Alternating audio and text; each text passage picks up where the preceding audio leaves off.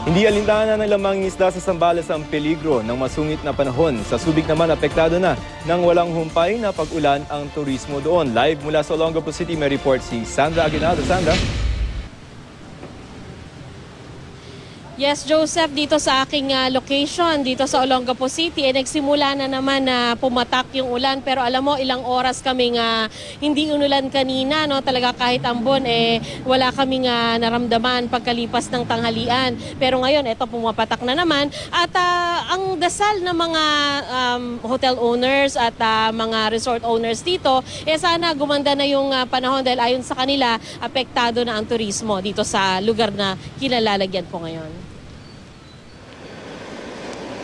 Ang mga nagngangalit na alon at malakas na hangin baliwala sa ilang mangingisda sa iba Zambales. Sa kabila ng peligro at paulit-ulit na paalala ng mga otoridad, tuloy pa rin sila sa pagpapalaot dahil sa higpit ng pangangailangan. Marka bungo sir, ibig sabihin sir matapang sa laot. Kahit marami sa kanilang kasamahan nakaahon na ang bangka, ang mga markang bungo nasa laot. Ang karaniwang 60 pesos kada kilo kasing presyohan ng isda na iaakyat nila sa 100 pesos kapag masama ang panahon. Pero hindi sa lahat ng pagkakataon sigurado ang kita. Wala po, walang huli. Mahina? Mahina po. Mga ilan lang kilo yan? Wala pang 10 kilo. Ang mga ayaw naman makipagsapalaran nanguhuli ng similya ng bangus sa baybayin. Hindi naman nagsasawa ang Provincial Disaster Risk Reduction and Management Office ng Zambales sa pagpaalala sa mga mangingisda na iwasang pumalaot ngayong masama ang panahon. Tuloy rin ang pasok ng mga estudyante at empleyado ng gobyerno sa Olongapo kahit maulan. Bandang hapon na sinuspindi ang pasok sa elementarya at high school ng ilang paaralan. Nakahanda naman ang mga rubber boat sakaling magkaroon ng matinding pagbaha tulad ng manalasa ang habagat noong 2013.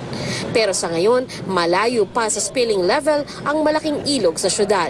Meron kaming continuous monitoring sa ating mga ilog para pag umabot siya sa critical level, ma-advise namin agad yung mga barangay para makagawa sila ng appropriate actions. Dapat naman sa disaster risk reduction, zero casualty lagi. Sa Subic Bay Freeport naman na paboritong bakasyunan, may mga nagkansela ng reservation. Ilang araw na rin kasing umuulan doon at may kalakasan ang alon sa dagat. Joseph, ang sistema dito sa Olongapo City ay walang deklarasyon sa ngayon ang local government kung may pasok o wala yung mga estudyante bukas. At ito daw ay pinapaubaya na sa mga eskwelahan at sa mga magulang kung papasukin ang kanilang mga anak bukas. Joseph? So kahit bukas ng umaga, kung halimbawa dyan sa Subic ay malakas ang pag-ulan, aasa yung mga tao dapat hindi dun sa City Hall nila, kundi dun sa mga eskwelahan na magsasabi na walang pasok?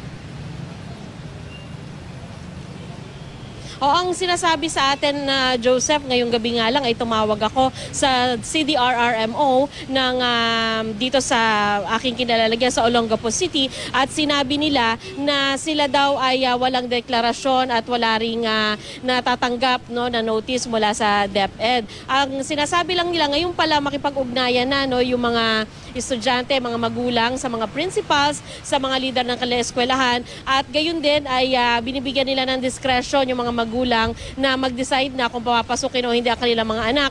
Kasi as far as the CDRRMO is concerned, ay walang dahilan para ideklara sa ngayon na walang klase bukas dahil hindi sila umaasa, Joseph, na magkakaroon ng pagbaha dito sa syudad dahil lubhang mababa pa raw ang level ng tubig sa kanilang malaking ilog dito na yun yung nagiging dahilan lagi-lagi. Tuwing umaapaw yon, doon nagkakaroon talaga ng matinding epekto dito sa syudad. Pero sa ngayon, malabo daw mangyari yan, Joseph. Sans, yung sa report mo, affected na yung tourism industry dyan na malaki sa Subic, no?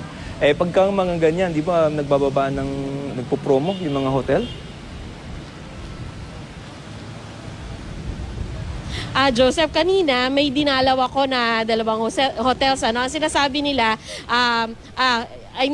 ang dinalaw ko ay hotel sa tabi ng dagat, meaning mga beachfront hotels ito. Okay. At sinasabi nila ay wala pa naman silang promo at umaasa pa rin sila na meron kasi daw mga kumbaga bakasyonista, Joseph, na mas gusto nga daw nila minsan na tahimik, ano. Kaya patuloy pa rin naman may dumarating na mga bisita, merong walk-in, meron din namang tinutuloy yung kanilang reservation. Yun na nga lang, ayon dun sa isang natanong ko, meron siyang mga around 10% na cancellation. At syempre, nagwo-worry din siya na bukas meron pang mga cancellation na magaganap kung patuloy na uulan, Joseph. Nako. Alright, maraming salamat, Sandra Aguinaldo.